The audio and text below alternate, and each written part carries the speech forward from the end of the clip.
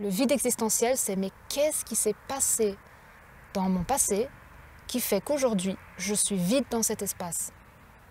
C'est ça le plus important, c'est d'aller voir qu'est-ce qui a créé ce vide. Parce que quand on est et qu'on a un petit bébé avec plein d'étoiles dans les yeux et avec un amour infini dans notre petit corps, eh bien, on n'est pas vide, on est plein. Et ce qui se passe après, eh bien, ça crée des fuites de ce plein.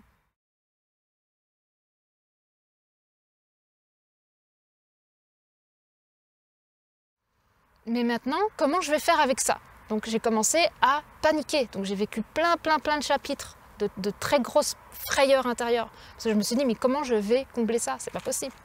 Donc j'ai commencé à, comment dire ça, à répondre à mes addictions qui étaient présentes. Donc rencontrer quelqu'un, être sur des sites de rencontres, rencontrer des gens, nanana, essayer de combler ce vide par des gens, des rencontres et tout ça. Mais je me rendais compte qu'en fait, j'avais beau rencontrer des personnes, ce vide, il restait là. Je dis, mais c'est pas possible. Je rencontre plein de personnes, je fais des nouvelles rencontres, je partage et tout ça, donc je suis dans le partage et tout. Et ce vide, il est toujours là. Donc j'ai quelque chose à comprendre, je ne comprends pas. Et en fait, ce qui s'est passé, c'est que je pensais que soit ce vide-là, il devait être comblé par le retour de Manuel, ou soit ce vide-là, il aurait été comblé par je ne sais pas combien de rencontres, ou peut-être par une rencontre spécifique qui allait combler ce vide. Mais je ne comprenais pas, en fait. Mais qu'est-ce que c'est que ce truc, en fait? Je ne comprenais pas. Je me dis, mais comment je vais faire pour combler ça?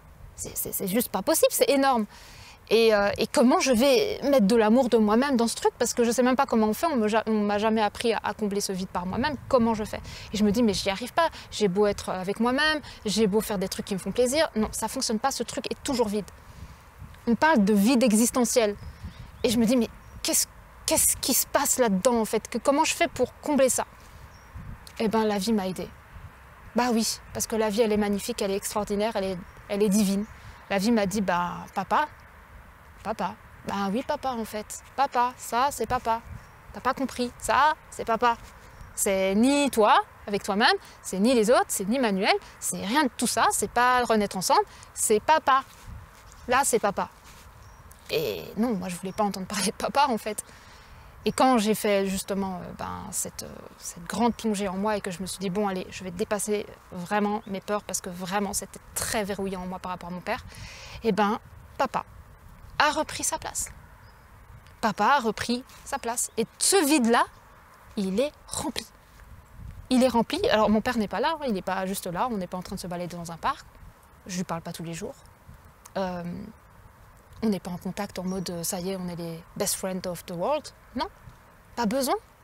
Pas besoin de ça en fait. Pas besoin d'être collé avec quelqu'un pour ressentir ce plein. En fait, c'est le pardon. C'est le pardon et la paix dans cet espace. Ce vide, c'était un vide du papa.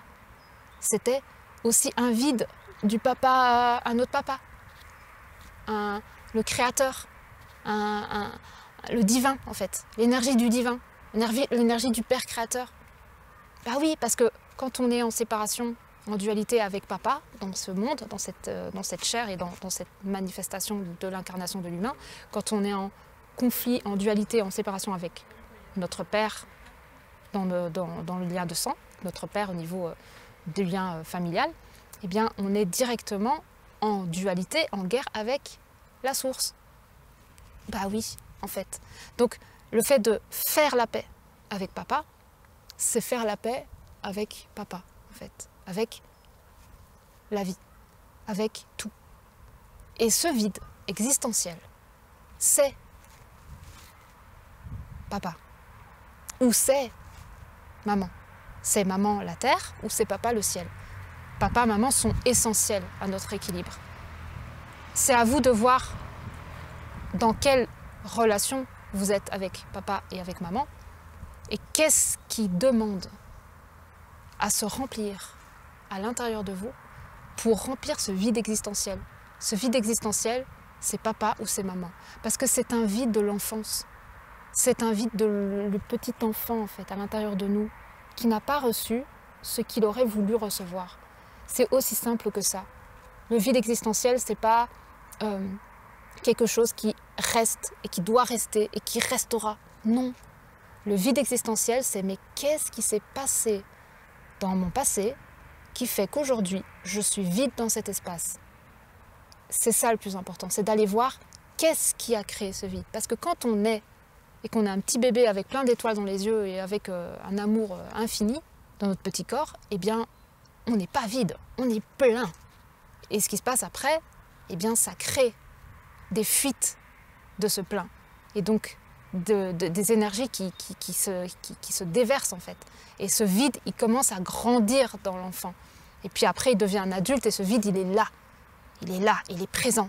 Et puis on essaye de combler ce vide par des addictions, par des gens, par plein de relations, par la nourriture, par plein de choses. On essaie de combler ce vide. Mais ce vide ne peut pas se remplir par des addictions. Ce vide, il se remplit par l'amour. Et l'amour, c'est d'aller voir qu'est-ce qui a créé ce vide. Et ça fait mal. Oui, ça fait très mal. Parce que moi, je peux vous dire qu'avant d'appeler mon père, parce que c'était vraiment très angoissant, je ne pouvais pas, je voulais mourir, je voulais sauter par le balcon tellement je souffrais dans mes corps de ressentir ça parce que le vide, oh là là là là, le vide. Un vide, mais tellement grand, énorme en fait. Et j'ai senti ça dans toute ma chair. Et c'est horrible en fait de ressentir ça, tu as envie de crever, tu préfères crever que de ressentir ça. Oui, clairement. Mais si tu plonges dans ça, et que tu vas voir ton enfant intérieur, qui a ce vide existentiel à l'intérieur de lui, eh bien, tu transcendes ce vide. Tu le remplis d'amour et tu vas voir la personne. Que ce soit papa, maman, une autre personne, qu'importe, va voir cette personne. Et dis-lui tout ce que tu as sur le cœur. C'est ça qui va remplir ton vide. C'est rien d'autre. C'est ni les addictions, c'est ni les personnes, c'est ni le temps, c'est rien de tout ça. La seule chose qui va remplir ton vide, c'est d'aller voir la personne qui est en lien avec ce vide. Et tu le sais à l'intérieur de toi. Si c'est papa, si c'est maman, si c'est la flamme jumelle, si c'est quiconque, tu sais qui manifeste ce vide à l'intérieur de toi. Et c'est pas toi. Non, c'est pas toi. Tu ne peux pas manifester un si grand vide. Ce vide-là, il est créé à partir d'une relation. Une relation avec quelqu'un, que ce soit ton père ou ta mère ou une autre personne. Et ça peut être aussi ta flamme jumelle. Est-ce que tu as des choses que tu voudrais dire à ta flamme jumelle que tu ne dis pas? Est-ce qu'il y a des choses que tu ne veux pas dire à ta flamme jumelle parce que tu as peur du rejet? Est-ce qu'il y a des choses que tu veux dire à ta flamme jumelle parce que tu as peur de l'abandon? Est-ce qu'il y a des choses que tu as peur de dire à ta flamme jumelle parce que tu te dis qu'elle ne va pas comprendre? Ce vide-là, c'est un vide de communication, de relation, d'échange, de partage. C'est quelque chose que tu t'empêches de faire. C'est tu t'autorises pas, tu mets une barrière entre toi et la possibilité de remplir cet espace vide en toi. Quand tu t'autorises à être, tu remplis ce vide existentiel.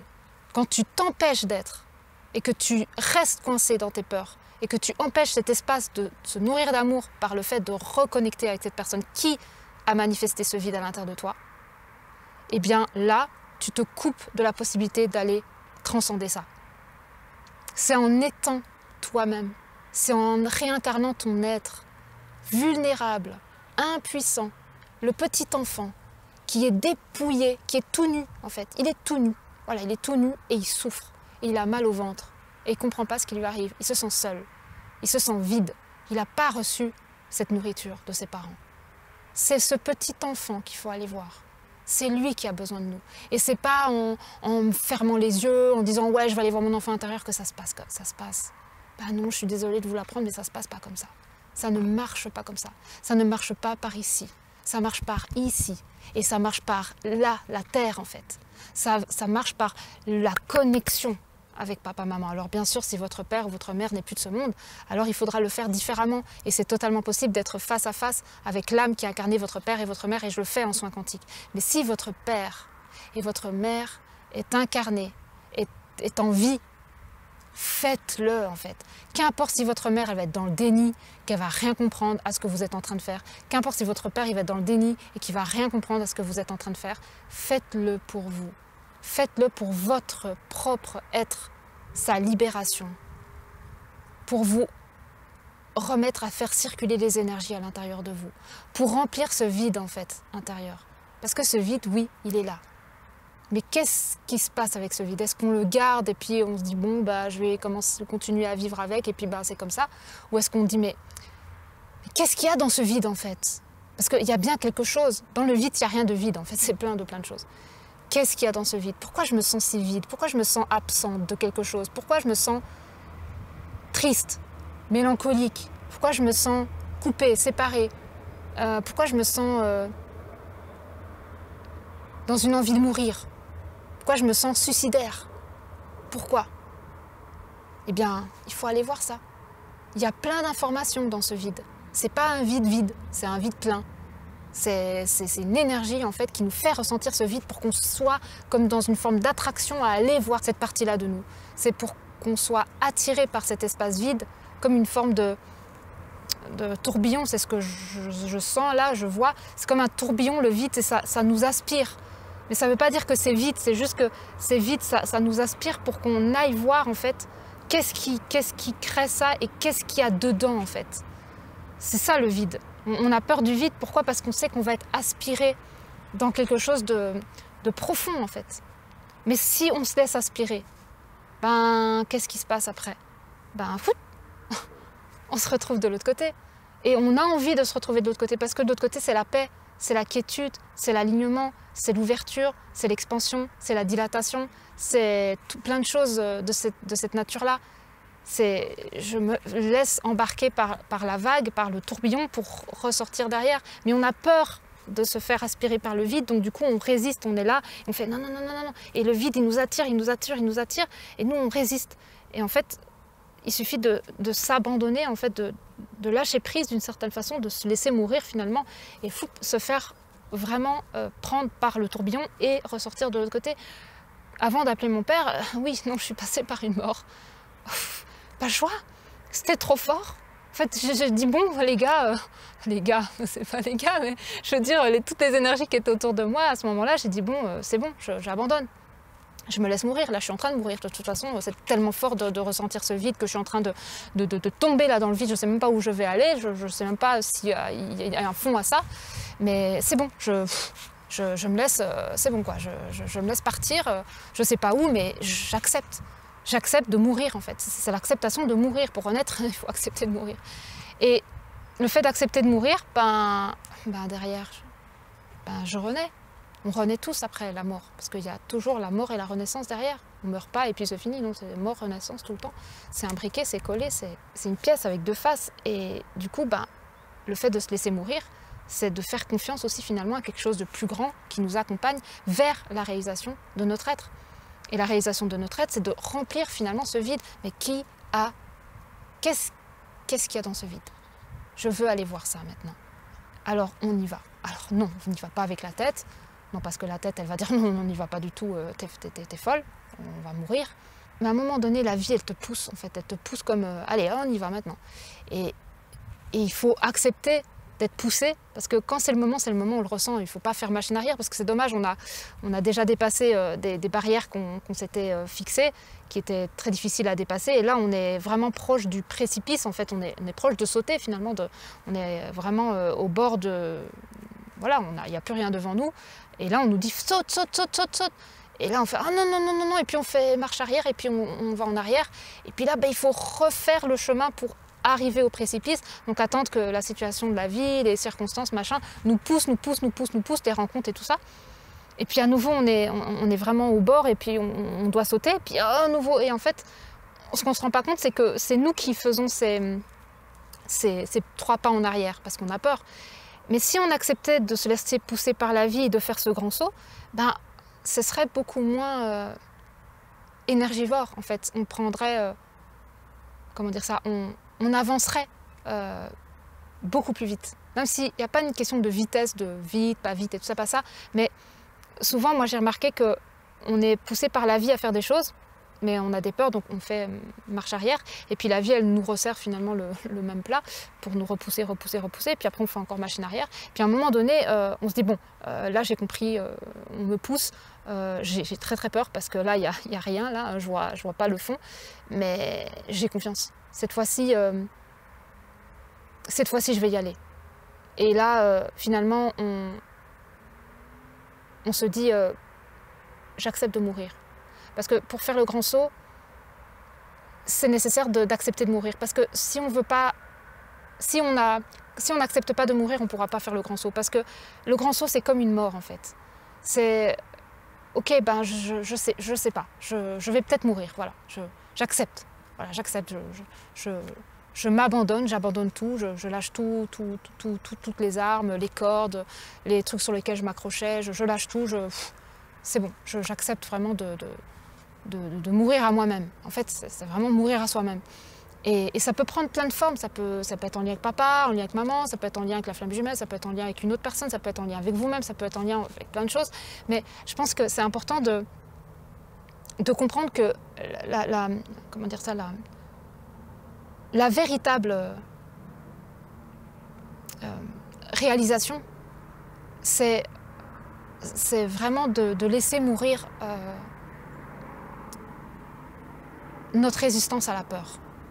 En fait, la résistance à la peur, elle nous empêche de renaître, en fait.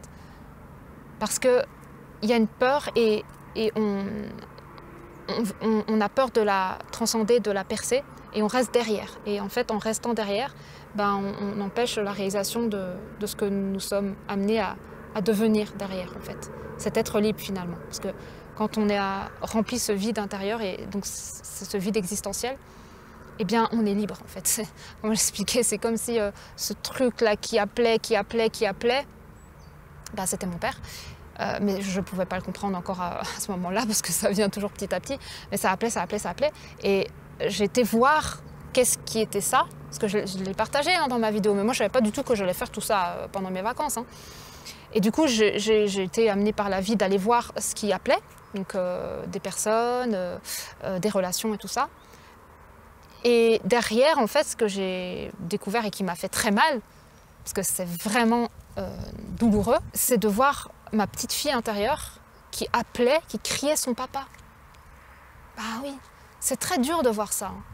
C'est très dur de voir son enfant intérieur crier son papa. Et toi, tu es un adulte et tu restes bloqué sur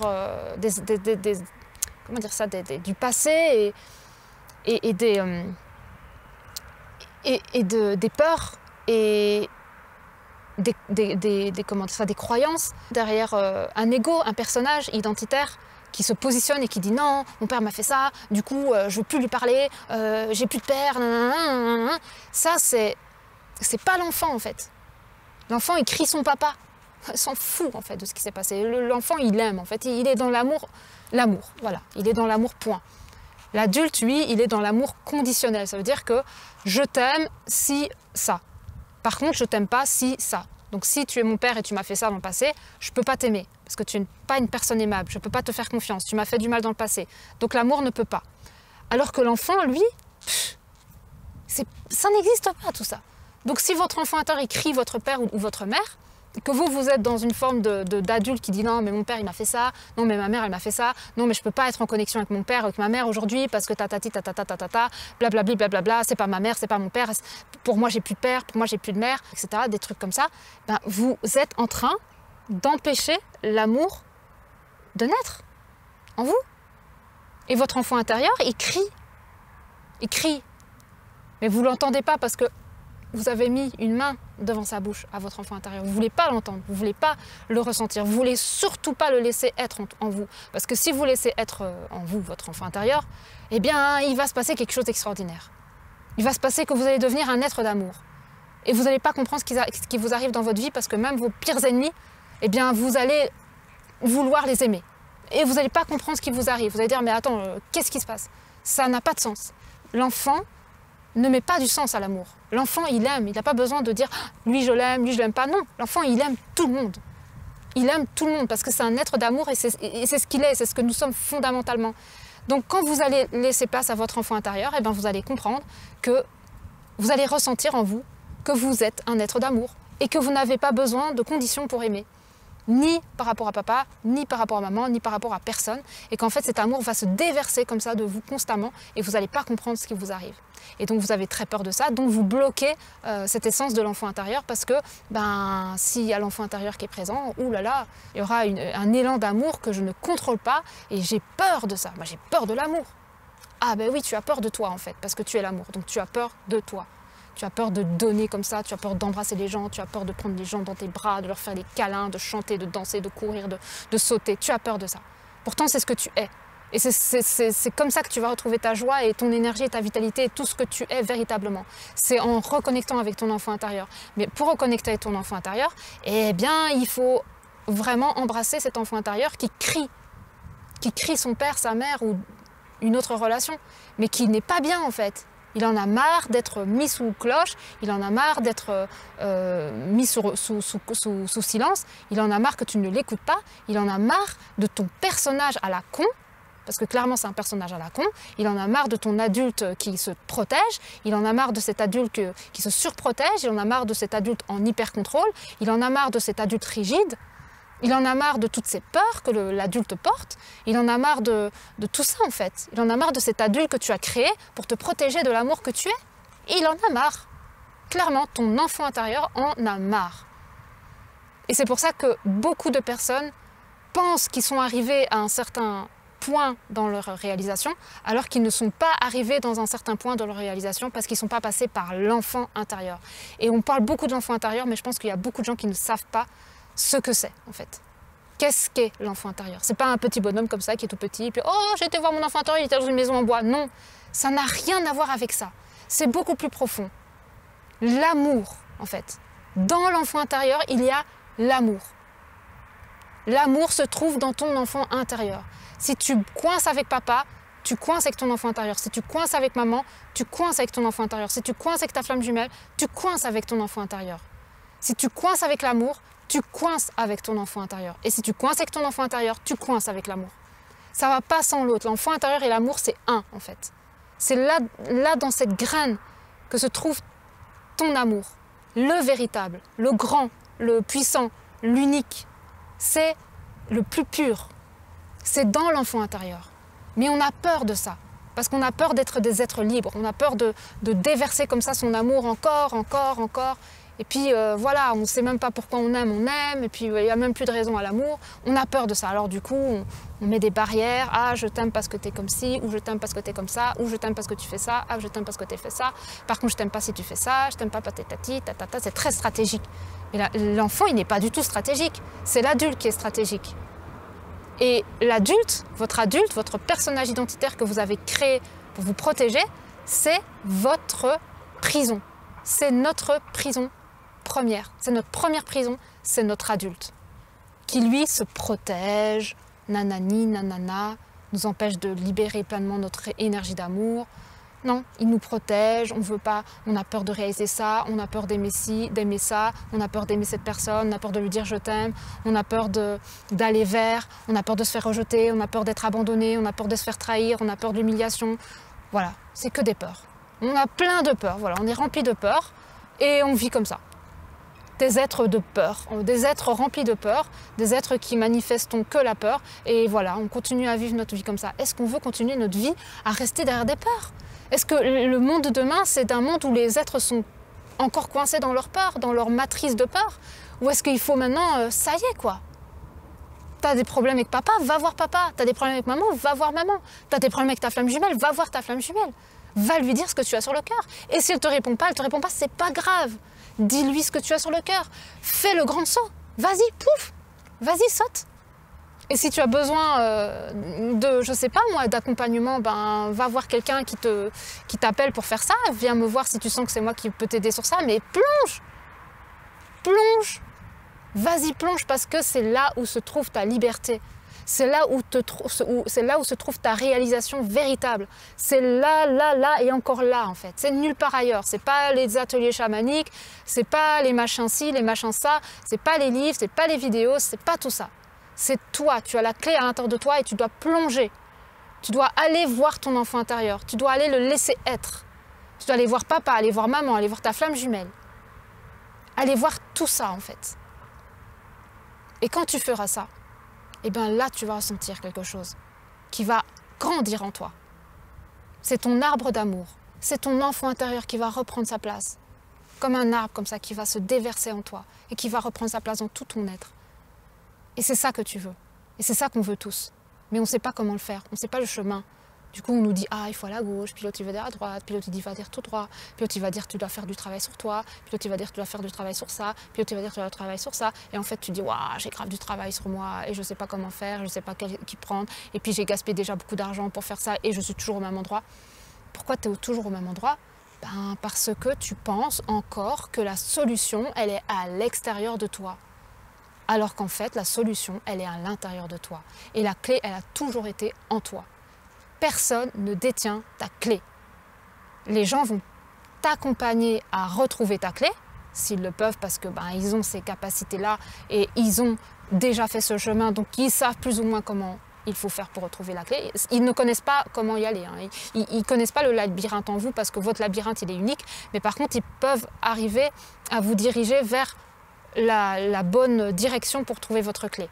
Ils vont vous aider, on appelle ça des phares, des accompagnateurs, des êtres de lumière, on peut appeler ça comme on veut, des guides, des accompagnateurs, je ne sais même pas comment on peut appeler ça, mais des personnes qui ont fait ce chemin et qui peuvent vous montrer comment eux ils ont fait pour peut-être vous apporter certains outils pour pouvoir aller faire votre propre chemin intérieur. Mais personne ne pourra faire le chemin pour vous, ne connaît votre labyrinthe et n'a la clé de votre liberté, de votre réalisation. Personne n'a la clé de ça, parce que c'est à l'intérieur. Notre feu, il est ici, là, il est à l'intérieur de nous. C'est à nous d'aller chercher cette force, cette audace, cette détermination, ce désir profond d'aller chercher ce qui, aujourd'hui, nous empêche de réaliser cet amour. Qu'importe ce que c'est. Donc voilà, je pense que je vais m'arrêter là. Je vais faire une autre vidéo sur un autre sujet qui me tient aussi à cœur par rapport à ce que je suis en train de vivre, parce que tout est imbriqué. Mais je pense que là, c'est déjà un petit peu long pour la première vidéo. De toute façon, je la couperai en deux. Je pense que c'est beaucoup mieux de la couper en deux, donc je vais la couper en deux. Mais je voulais vous partager ça parce qu'en fait, allez-y en fait. Vraiment, moi, je partage vraiment beaucoup de... J'ai un grand désir en fait, pour nous tous. Pas pour moi, pas pour ma flamme jumelle, pas pour certaines personnes et pas d'autres, non. J'ai un désir pour nous tous de réalisation profonde. Et si je peux vous apporter un déclic, si je peux vous accompagner à trouver des outils pour aller en vous, pour aller justement libérer certaines choses en vous qui vous empêchent de réaliser cet amour, je le fais avec grand plaisir. Que ce soit en accompagnement, que ce soit par mes vidéos, mes podcasts, que ce soit par des échanges que j'ai avec vous sur Facebook, qu'importe, sur WhatsApp, qu'importe, quelle que soit la manière que j'utiliserai pour aller vous accompagner vers cette réalisation de l'amour, eh bien, je le ferai encore et encore et encore et encore. Parce que ça me tient à cœur, tout simplement. Et que ma réalisation, le chemin que je deviens, il n'est pas que pour moi. Il n'est pas que pour mon duo. Il est pour nous tous, en fait. Pour l'humanité entière. C'est comme ça, en fait, que je continue à avoir ce feu qui brûle dans mon cœur pour tout ce que je fais aujourd'hui sur ma chaîne et toutes les autres choses que je ferai à côté.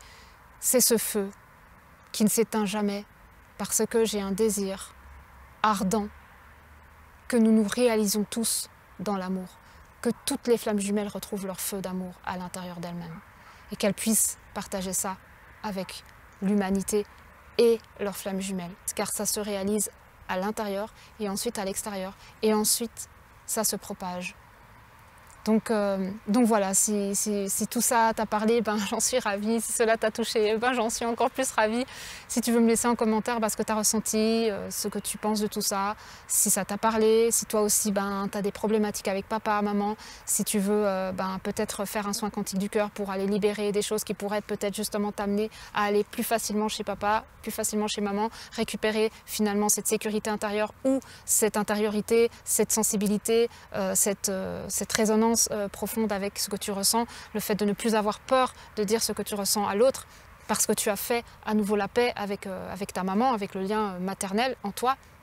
Parce que pour moi, c'est en lien avec la maman, avec la mère, avec la terre et avec l'amour. Et si c'est plus avec papa, de faire la paix avec cette autorité, avec cette stabilité intérieure, avec cette sécurité intérieure, avec cette présence à toi-même, cette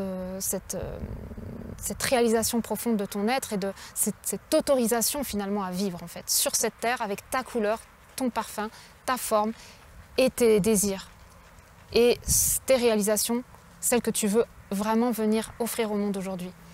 Donc voilà, je te fais plein de gros bisous. Merci à toi d'avoir écouté cette vidéo. Si tu as d'autres idées de podcast, etc., n'hésite pas en commentaire. Si tu veux me laisser ce que tu as ressenti de cette vidéo, n'hésite pas, j'adore vous lire. Je réponds avec plaisir, ça me permet d'avoir un contact aussi avec vous, de savoir un petit peu où vous en êtes, d'échanger aussi sur comment on évolue chacun dans notre parcours, etc. C'est vraiment super riche pour moi. Donc n'hésite vraiment pas à me laisser en commentaire ce que tu as ressenti. Si tu veux prendre un soin, n'hésite pas à le prendre. Et si tu te perds un petit peu dans tout ça, eh bien tu peux sans problème prendre un appel avec moi de 15 minutes pour qu'on puisse voir tout ça ensemble. Tu peux bien sûr profiter de mon e-book gratuit, de mon espace de vidéo de transformation. Donc je te laisse vraiment regarder tout ça tranquillement. Et si tu as des questions, si tu te poses des questions sur quoi prendre, qu'est-ce qui serait le mieux, etc., n'hésite vraiment pas à m'appeler. Donc voilà, je te fais plein de gros bisous, prends bien soin de toi, je te souhaite une très bonne soirée, une très bonne journée et je te dis à la prochaine pour un prochain podcast de conscience ou une vidéo sur les flammes jumelles ou autre. Gros bisous!